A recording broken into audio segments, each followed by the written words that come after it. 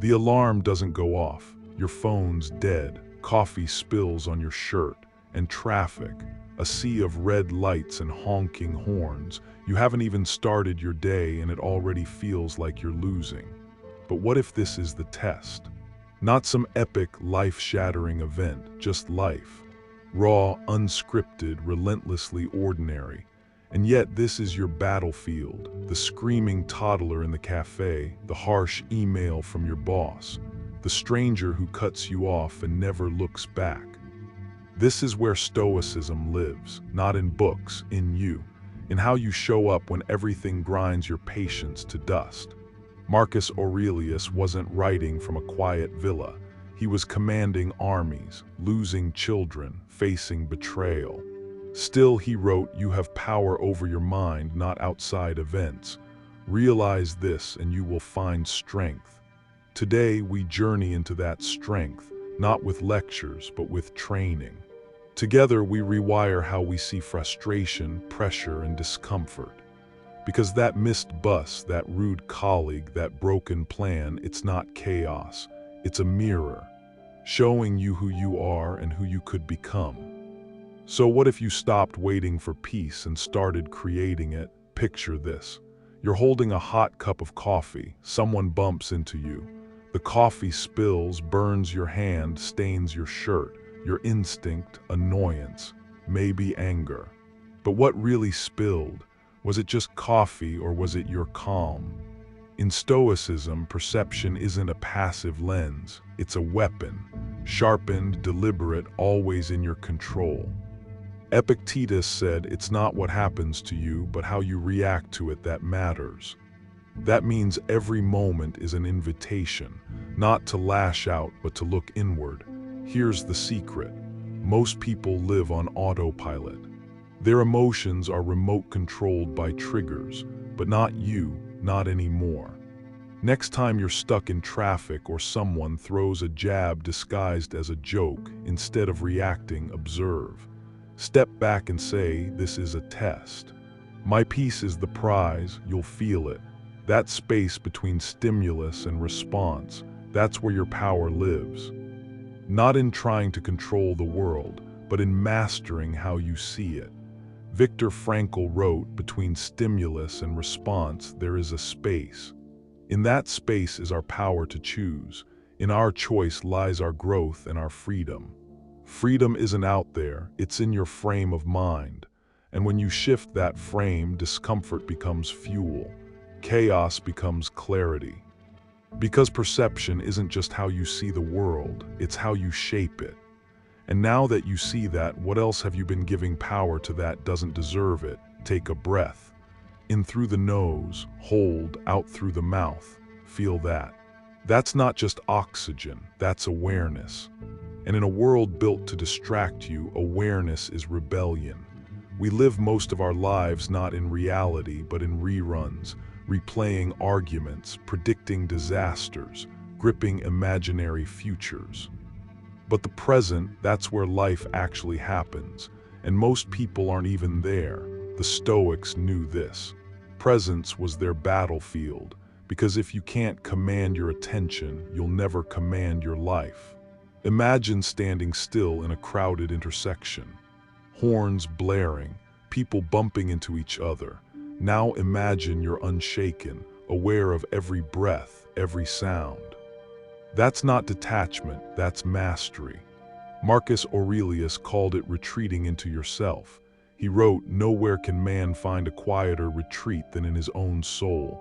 Your breath becomes your anchor, your senses allies. Every inhale is a choice. Every exhale a release. Try this next time you're triggered. Don't speak. Don't move, just breathe. 3 deep breaths, count them.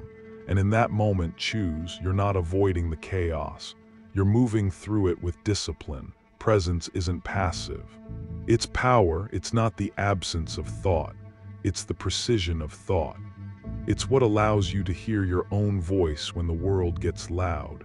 And it's in that silence between thoughts where you remember who's really in charge. So when the world pulls at your attention, will you answer, or will you stay? A man spills his drink in a crowded cafe.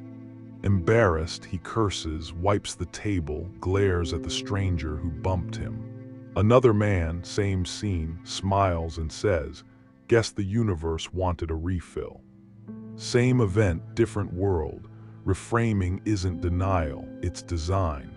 It's how Stoics build strength from situations others crumble under.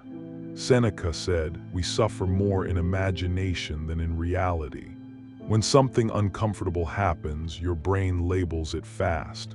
Failure, insult, threat. But what if you beat it to the punch? Ask, what else could this mean? Maybe that criticism was a mirror. That delay, protection. That pain, a teacher. Viktor Frankl wrote, "When we can no longer change a situation, we are challenged to change ourselves." That's reframing, not weakness, not surrender, but alchemy. The next time something inconvenient happens, say to yourself, "This is material for my training." Suddenly, you're not a victim, you're the architect. Your life stops happening to you and starts happening for you. So the question becomes, if everything you face is training, what kind of person are you becoming? Philosophy is nothing without practice. The Stoics didn't just write scrolls, they trained. If you want transformation that sticks, you need rituals. Not grand, just consistent. Because resilience isn't built in one big moment. It's carved in the quiet, invisible hours. Start here. Sit in silence before the world wakes up. 5 minutes, just you and your breath. Feel your body, the air, the thoughts rushing in. Let them pass, come back to breath. This is not escape, it's training. Then journal, at night reflect. Where did I stay calm today? When did I react? What did I learn about myself? Marcus Aurelius did this. His meditations weren't for us, they were for him. And then gratitude. Each night list 3 things, small ones: a warm drink, a kind word, a quiet moment. Gratitude tunes your mind to notice strength, not just struggle. These rituals are your armor. What makes calm your default, not your exception. So tomorrow, when the world rushes in, you'll be ready. Because you trained for it. And in that daily choice to return to yourself lies the foundation of a resilient life. What small habit can you start today that your future self will thank you for? You're in a meeting, you share your idea. Someone cuts you off and says, "That's not going to work." Your chest tightens, heat rises. 100 comebacks flash through your mind, but you don't say anything, not yet. You breathe. You feel the pull to react and you resist. That pause is your power. Reacting is easy. Animals react, but to respond, that's mastery. Seneca said, "A sword never kills anybody. It is a tool in the killer's hand." Anger is the same, not wrong, but dangerous when uncontrolled. So next time you're disrespected or misunderstood, ask yourself, what outcome do I want? Does this reaction serve my values? Will it matter tomorrow? True strength doesn't need to shout. It listens, it reflects, and then it speaks. Not to crush, but to clarify. The Stoic response isn't silence, it's strategy. And sometimes the most powerful move is not needing the last word. You're not letting someone get away with something. You're letting yourself get away from something that costs you peace. Next time you feel provoked, don't ask, "How do I fight back?"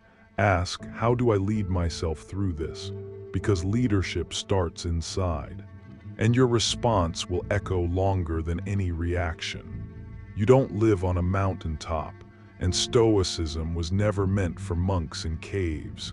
It was built for the market, the Senate, the battlefield, your daily life. Every calm moment you create doesn't just shape you, it shapes the world. Self-mastery isn't selfish, it's service. Think of the parent who responds to a tantrum with calm. That energy rewires a child. The manager who pauses before reacting to criticism. That builds trust. Your calm becomes a pattern. Your resilience contagious. Marcus Aurelius didn't just write for himself. His calm made the empire steadier, one decision at a time. and you do the same. Every insult you don't echo, every argument you meet with grace builds culture. The Stoics knew that to rule yourself is the first step to ruling anything else. Change starts in silence, then it echoes, and the world doesn't need more noise, it needs examples. So when you wonder if your calm makes a difference, remember this. Your presence is the permission others need to breathe. You don't need a stage, just inner clarity, steady hands, the discipline to keep showing up, because your life is the message. What's it saying? Life changes without warning. A job is lost, a plan shatters, a relationship ends, your sense of control vanishes. But here's the truth. You were never in control of the world, only yourself. And when the storm hits, that's where the Stoic is born. Epictetus lost everything. Still, he taught that our judgments, not events, are what upset us. Loss is real, but so is your ability to alchemize it. The young entrepreneur who failed over and over, every collapse became feedback.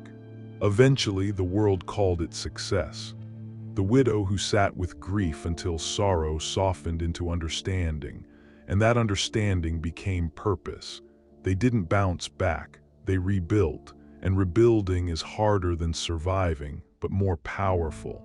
The Stoic doesn't run from pain, they ask, what is this here to teach me?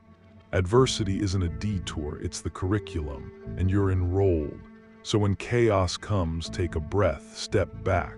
Ask, what part of me is this storm inviting to grow? Because in the gym of life, resistance builds strength. And your ability to stay grounded as the world shifts, that's not luck, that's practice. When the next storm comes, don't brace, bow, adapt, learn, rise. You're not here to avoid the storm. You're here to become it. Your life is a symphony, not without conflict, but building toward harmony. Calm isn't the absence of pressure, it's rhythm under fire. And you are both composer and conductor. Every breath instead of reaction, that's music. Every pause before you speak, that's power. Let your calm be louder than the chaos. Your stillness disturb the noise. Your life teach what strength looks like. In the quiet between thoughts lies your real strength. So here's your next step. Practice, reflect, and surround yourself with others walking this same path. Subscribe to Stoic Mindset Mastery, not just for content, for community, for strength on the days you forget yours. Leave a comment, share your story. Share this with someone fighting their own storm. Sometimes the greatest act of courage is choosing peace.